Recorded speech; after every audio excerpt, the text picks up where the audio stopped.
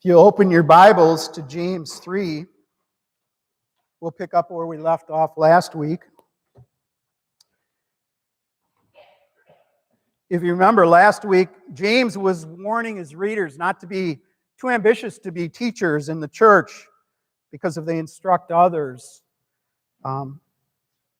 they receive a stricter judgment. It's a position that can't be taken lightly.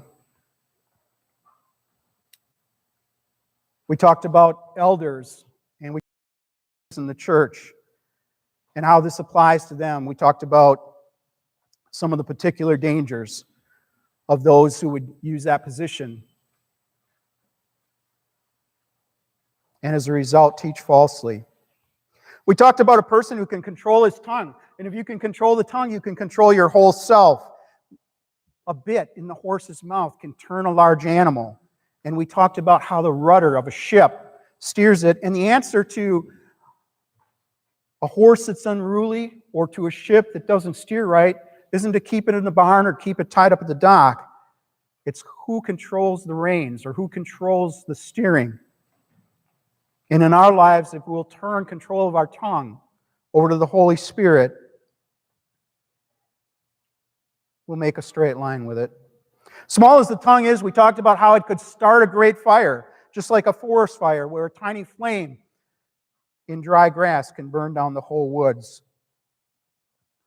All the wrong within a person can show itself through the uncontrolled tongue, and the tongue spreads evil through people's lives, like that destructive fire. The more they speak evil, the more their behavior can become evil. We talked about how people are able to tame every kind of wild animal that we can think of. Man can tame every kind of wild animal, lions and tigers and bears, and we talked about killer whales. I mean, we've seen them all tamed. For some reason, man is unable to tame their own tongue. And finally, last week we looked at some examples from nature that illustrate the inconsistency of using our tongue to both bless God and then curse our fellow man. We talked about how a spring doesn't give forth sweet water and bitter water. Today we're going to look at verse 13 through the end of the chapter. And we're going to talk about the difference between spiritual wisdom or godly wisdom, wisdom that comes from above, heavenly wisdom, and earthly or worldly wisdom that's so often applied in our lives. Because we as Christians need to be able to distinguish between those two. You know, some people are very, very skillful when it comes to laying plans and using circumstances to achieve their goals. They're successful in business, they're successful in whatever endeavor that they set out to take under, but sometimes their actions are characterized by wrong motives. They're characterized by jealousy, by selfishness, and by dishonesty. And this is worldly wisdom. It doesn't come from God. It comes from Satan. It results in wrong actions. It comes from a sin nature. And it contrasts very sharply with spiritual wisdom that James is going to be talking about here, which is characterized by humility and uprightness. Those who act according to spiritual wisdom consider the well-being of others before their own. And they'll be free of any trace of deceit or dishonesty. A farmer who sows good seed can expect a good harvest, and Christians who sow peace by building good relations with others can expect to see a harvest of righteousness in their lives. Now, as we look at James 13, I'm going to be reading, and I'm reading from the NLT. If you are wise and understand God's ways, prove it by living an honorable life, doing good works with humility that comes from wisdom. But if you are bitterly jealous and there's selfish ambition in your heart, don't cover up the truth with boasting and lying. For jealousy and selfishness are not God's kind of wisdom. Such things are earthly, unspiritual, demonic. For wherever there is jealousy and selfish ambition, there you will find disorder and evil of every kind. But the wisdom from above is first of all pure. It's also peace-loving, gentle at all times, and willing to yield to others. It's full of mercy and good deeds. It shows no favoritism and is always sincere. And those who are peacemakers will plant seeds of peace and reap a harvest of righteousness. Godly wisdom shows us how to do good works. And James is picking up on the theme that he started with when he told us that faith without works is dead. And we've been talking about that for some time. Well, godly wisdom or heavenly wisdom helps us to show our faith through wise good works, using the wisdom that God gives us. If we're wise and we understand God's ways, we should prove it by living an honorable life, by doing those good works and doing them with humility. That comes from godly wisdom. It says here, if you're wise and you understand God's ways. Now, at the beginning of James, we talked about, do not become teachers in large numbers, my brothers, since we know that those who are teachers will incur a stricter judgment. There's some thought, as I read different commentators in what they thought about what James was trying to tell us, is that the author is still now in verse 13 is addressing teachers or those who wanted to be teachers among Christians.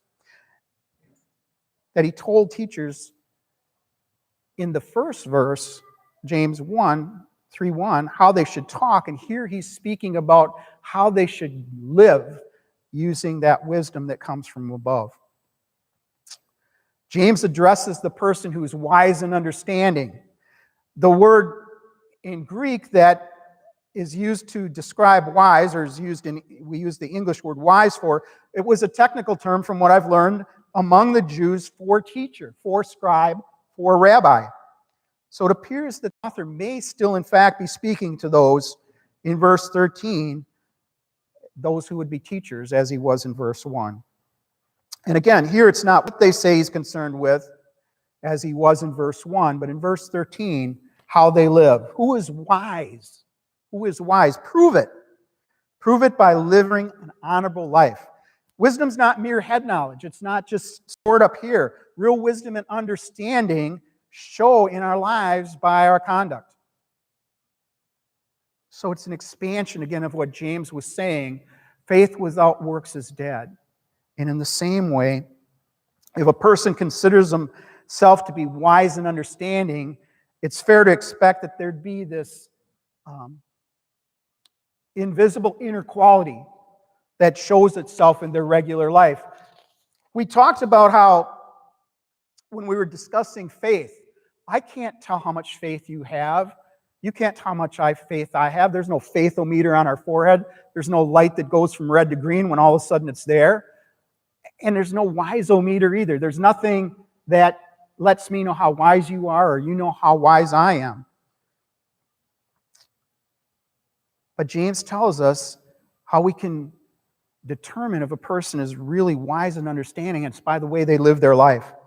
Let me give you an analogy. Now, don't take this analogy too far, but in some ways, our Bibles are like owner's manuals for life. One of the things that I love to do in my personal life is work on old cars, and I have 4 of them now. And for each one of those, I have an owner's manual, but more importantly, I have a shop manual. I have a shop manual that goes into great depth. They used it in the dealership, old cars. And it tells you everything pretty much that you need to know if something goes wrong. And in the same way, the Bible can act as our shop manual or our service manual. Now again, don't take this too far, but when something isn't operating correctly, it gives us instruction on how to fix it and how it should operate. You know, it's unfortunate, but sometimes the world and even those who life's more fun by being disobedient, by bad conduct, and that, folks, is not wisdom. That's not godly wisdom. That's earthly wisdom. So James says, again, if you're wise and you understand God's ways, prove it by living an honorable life and doing good works with humility that comes from this wisdom. Doing good works with humility. True wisdom's evident by the fact that it's humility. Some of your versions of the Bible may say meekness.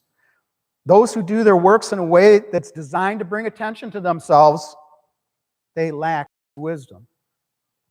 If it's all about bringing it back to us, if it's all about showing how great we are or proclaiming our greatness to everybody, well, that person lacks wisdom. That's earthly wisdom. Not only do they lack wisdom, but they lack manners and they lack class. But most of all, they lack wisdom.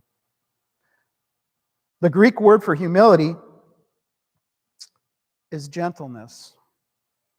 And what I've read is that it's not a passive kind of gentleness that grows out of weakness or resigning yourself to something.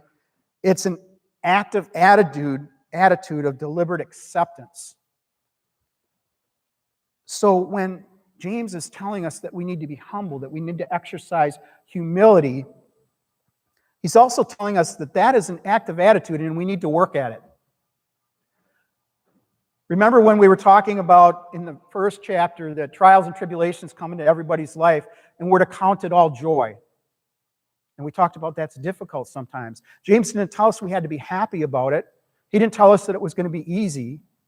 But he told us to count it all joy. It was an active decision to mark it down in that column whether we felt the joy or not. Because the trials and tribulations that are sent to us by God, they test our faith. They test our faith. They let us see where we're at with God. And in the same way, this humility that James is talking about is an active attitude, deliberate acceptance. So we show both faith and wisdom by the way that we live. Characteristics of earthly wisdom. James says in verse 14, if you are bitterly jealous and there is selfish ambition in your heart, don't cover up the truth with boasting and lying. For jealousy and selfishness are not God's kind of wisdom. Such things are earthly, unspiritual, and demonic. For wherever there's jealousy and selfish ambition, there you find disorder and evil of every kind. So when he talks about bitter jealousy, what's he talking about? Well, the direct opposite of the humility of wisdom that was mentioned in the previous verse. These words, bitter jealousy and selfish ambition, they actually refer to someone who's critical, contentious, has a combative attitude, fight-provoking type of manner. They boast and they lie against the truth. We shouldn't cover up the truth with boasting and lying. And anyone, again, who shows this kind of self-seeking jealousy, this type of attitude, they shouldn't be able to deceive anyone, but unfortunately they do. But especially they shouldn't deceive themselves about their supposed wisdom, because it's earthly wisdom. It does them no good. It doesn't come from God. Jealousy and selfishness are not God's kind of wisdom. Again, such things are earthly, unspiritual, demonic. What James is referring to right now when he says those things, it's really not wisdom at all. It's wisdom that's claimed by would-be teachers of the Bible, but if their lives contradict those claims, it's not God's kind of wisdom. That kind of wisdom evaluates everyone by worldly standards. It makes personal gain number one. What can I get out of it? What can I get out of it? Can I get success? Can I get power? Can I get fame? Are people going to applaud me? That type of wisdom, that's what they're looking for. Earthly, unscriptural, or some versions may say sensual, demonic. Earthly means having only this life in view. You're not thinking about the future. You're not thinking about what lies beyond this life.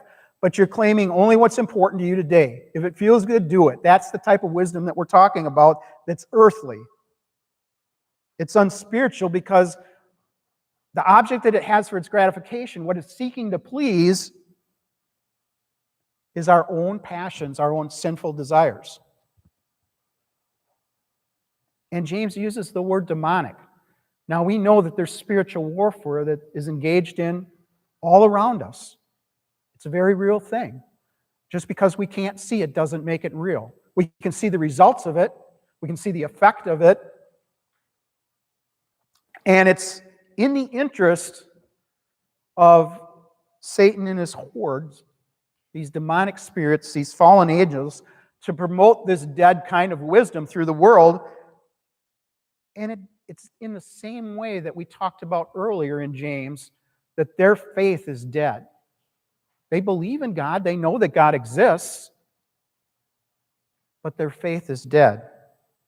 So it's in the interest, again, of these demonic spirits to promote this kind of dead wisdom throughout the world in the same way that their faith is dead, because it keeps people from coming to know the Lord.